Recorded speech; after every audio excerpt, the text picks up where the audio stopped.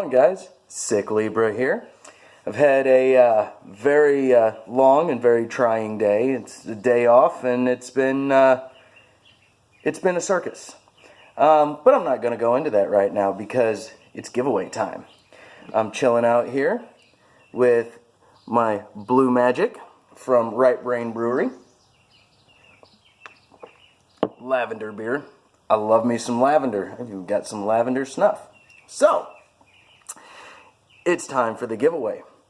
And you might notice the length of the video and say, but you only had 10 entries. What could possibly take so long? Well, you're out of your mind if you think I'm going to end this giveaway without showing you some of my talents. So before I give away this lovely tobacco pouch that old Sick Libra made with these two hands, and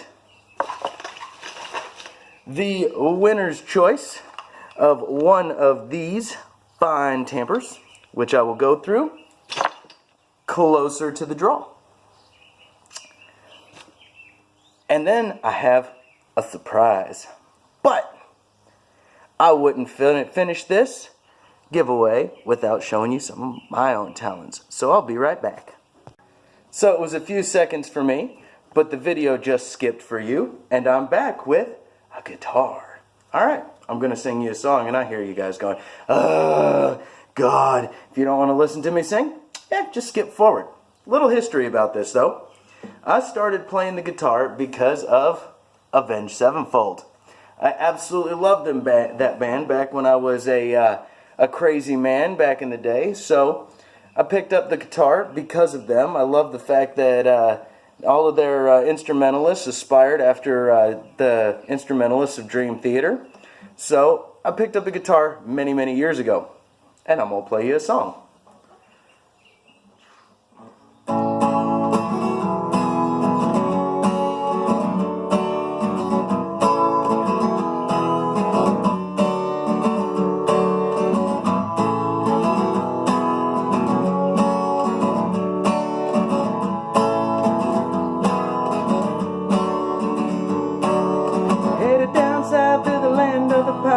I'm on my way down to North Carolina, and I'm staring up the road.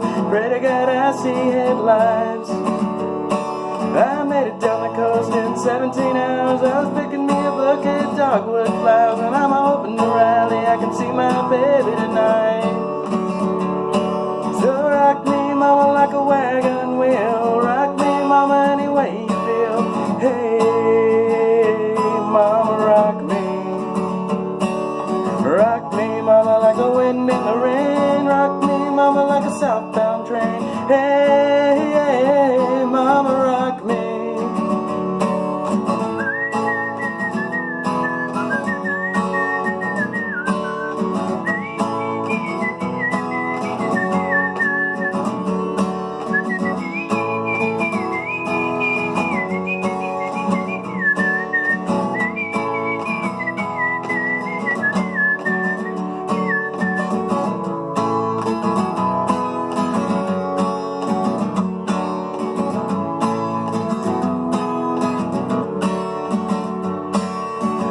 From the cold up in New England, I was born to be a fiddler in an old time string band. My baby plays the guitar, pick a banjo now.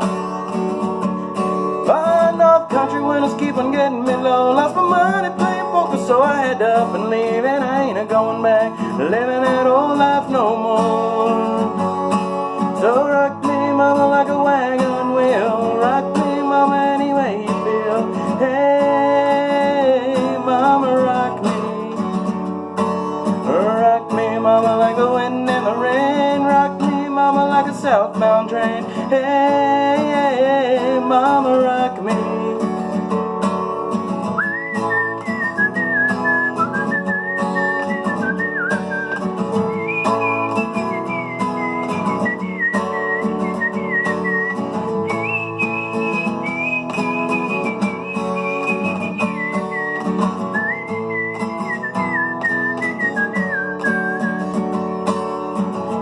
To the south, out of Roanoke, I met a trucker out of Philly, had a nice long tote. He'd headed west through the Cumberland Gap in Johnson City, Tennessee, so I gotta get a move on fit for the sun. I hear my baby calling my name, and I know that she's the only one. And if I die in Raleigh, at least I will die free. So rock me, mama, like a wagon wheel. Rock me, mama, any way you feel. Hey, mama, rock me. Rock me, mama, like the wind in the rain. Rock me, mama, like a southbound train. Hey, hey, mama, rock me. Mama, rock me. That's not all. I'll be back in a minute. So, I hear you guitarists out there. Oh, what a basic song. That's okay. The reason I'm interested in other people's talents is because I have so many of my own. So next up on the list, I've made mention of it multiple times in some of my videos. And one of my talents is crocheting. This is a current work in progress.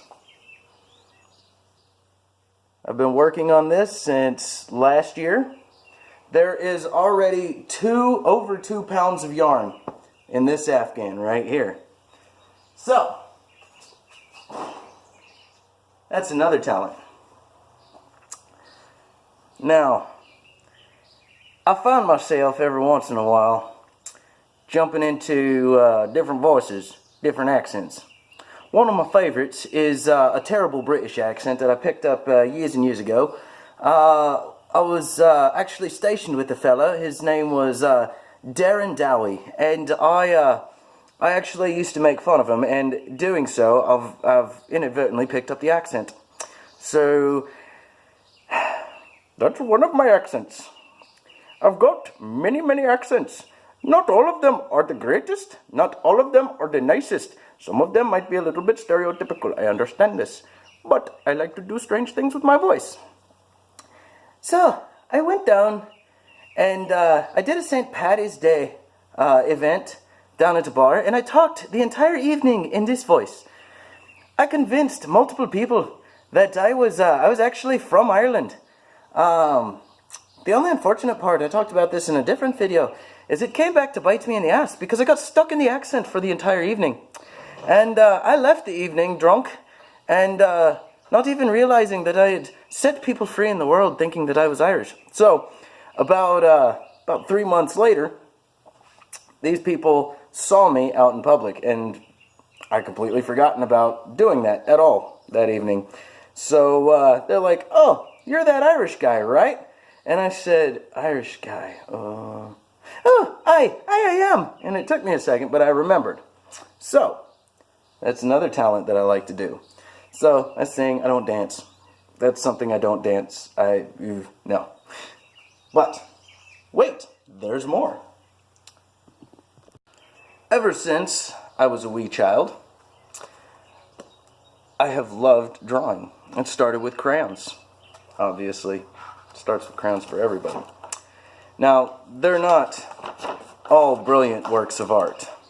As a matter of fact, I would venture to say that some of them are just downright terrible. They can't all be winners. You gotta dig through the crap before you finally start finding the jewels. And, you know, there's been some drawings that just, they didn't go over well. You got your unfinished ones. This one actually started with a blind contour drawing. It's a technique. If you've ever followed art, yeah, you'll probably hate them. This is another unfinished one that I started long ago. Now, I got back into it a couple years ago. Or not, well, yeah, actually, it was a couple years ago. And I flooded my Instagram with most of these pictures. But if any of you guys out there are anime fans, put in the comments below who this is, and you'll make me a happy camper.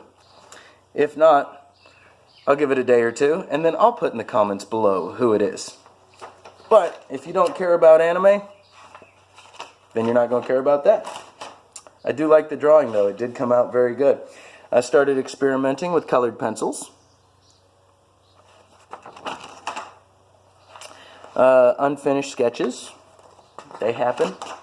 They happen. This is one of my first play arounds with watercolor pencils. So there's some water in that. This was the subsequent drawing that I did with watercolor pencils. I'm actually rather proud of that one. Now, I discovered white charcoal. Alright? I started having lots of fun with white charcoal. And I started creating such things as this. I started mixing mediums. And so we've got mostly pencil, a little bit of pen, right there, and then white charcoal. And on the top of the foot there. And it started adding a very interesting effect to my drawing. An interesting effect that I continue to use. Now, this is actually supposed to be a view of me drawing through my eye, which it actually came out really, really good. I was half drunk when I draw this, by the way. I was drinking some really, really stout beer at a local place when I was stationed in California called the Hop Grenade. Not so great. Interesting experiment, though. I started trying to go with pattern fills. I'm not so great at it. Needs some work. I call this one Hope in the Oubliette.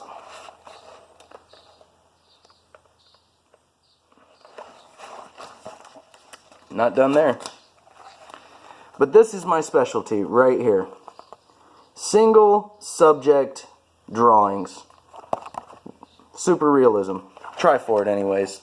But I always go monochrome. Most of the time. I'm not a huge fan of colors. It's not my only book. I'm going to share more.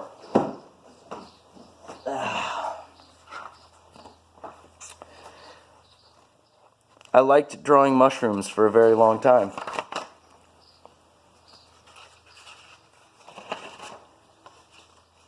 A lot of people really liked this one. I can't honestly say I was a fan of it, but everybody else likes it, that's fine. And like I said, they're not all winners. It's pretty bad. But, shark tooth from memory. I had nothing to look at when I did this one. I did it completely off of the top of my head. However, I did have something to look at with this one. I took a picture with my phone and basically photocopied the object. This one right here took about, because I know somebody's going to ask, this one took about 4.5 hours. I'm not even going to share that. I just started experimenting with pen. This one, however, took about 9 hours. And I'm very, very proud of that jellyfish. The actual beginning of that particular drawing, it looked a little phallic.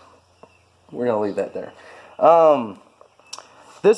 I've talked about it in a comment I left with Fireplug, that there was a fox picture that I still was not satisfied with, and this is it. The face didn't go right. It kind of looks like he's dropping rabbit pellets back here. He's got an aardvark tail. I'm always my own worst critic. So, and this is unfinished blueberries that I started and then lost the picture when I transitioned phones. So, that pretty much wraps it up with my talents. So, let's get to what everybody's been waiting for. So, first, I'm going to go through the names. All 10 of them individually. And they're going to go into my lovely hat. So, the first name is going to be Elwood Maker. You fold it, and you fold it again. 1. Wharf Valley Boy. You fold it, and you fold it again. And in you go. Yardism. Very, very interesting fellow, by the way. He's got a lot of interesting topics of conversation. I really enjoy watching his videos. Next, fire plug 1701D. I'm going to have to explain the meaning of those numbers at some point, bud. Into the hat you go. Harriet Herfer, whose giveaway I missed out because I called her Helen. Get folded, get folded, get folded, and into the hat you go. Michelangelo's Ghost, the sculptor. Very, very interesting stuff. Sculpting, casting, beautiful. Something, it's not one of my talents. Southside Piper. In you go.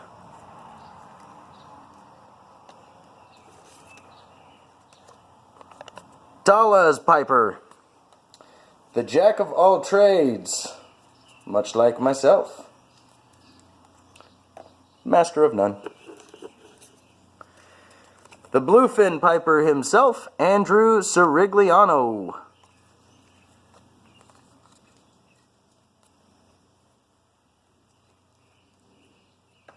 In you go. And last but definitely not least, the mighty poet and storyteller, Cobbett of the Shire. Cobbett, your poem was awesome. It was very good, but I gotta say, Yardism has beat just about everybody I've ever known in the poetry field as far as complexity goes. Now, I've got all 10 right here in the hat. But before we draw, we're going to go over the prizes. Because how can you know which tamper you want if you haven't seen the tampers? So let's do it. This one, the Featherhoof, made out of cherry. This one is too wide to fit into a pipe, however, does have a beautiful design nonetheless. Obviously, this is the tamper part of it that will fit into a pipe. I designed a lot of these to double over as pokers. Yeah, so you can use the end to kind of scoop around and stir the tobacco. This will work for the top of the bowl. It will not work for the bottom. However, the advantage to that is this feels absolutely fantastic in the fingers because it fits in there perfectly with its curves. Next up, another cherry piece, the pointed feather. This will be used for probably more shallow bowls because the flare right here will not is not conducive to a really deep bowl. However, it does have a point that will reach deeper into most pipes, but is still not fully designed to be it. Now this one isn't as comfortable feeling as the last one. It is still comfortable, it's just not as comfortable because it does not have as many curves. Next. This is one of my maple pieces. It's either maple or cottonwood. Either way, it's the same one that the original Dragon Claw is made out of. This is my original Dragon Claw, the first one ever made. Outstanding tamper. The Vampire Slayer. Alright, this one is a twisted nightmare of tamping awesomeness. This will fit very deep into a bowl. However, the knobs at the top will stop it before it goes too deep, as same as with the actual tamper itself. Has a good comfortable feel, very lightweight, very, very lightweight. And all of these are designed to, they're coated with linseed oil, and they're designed to take on some of the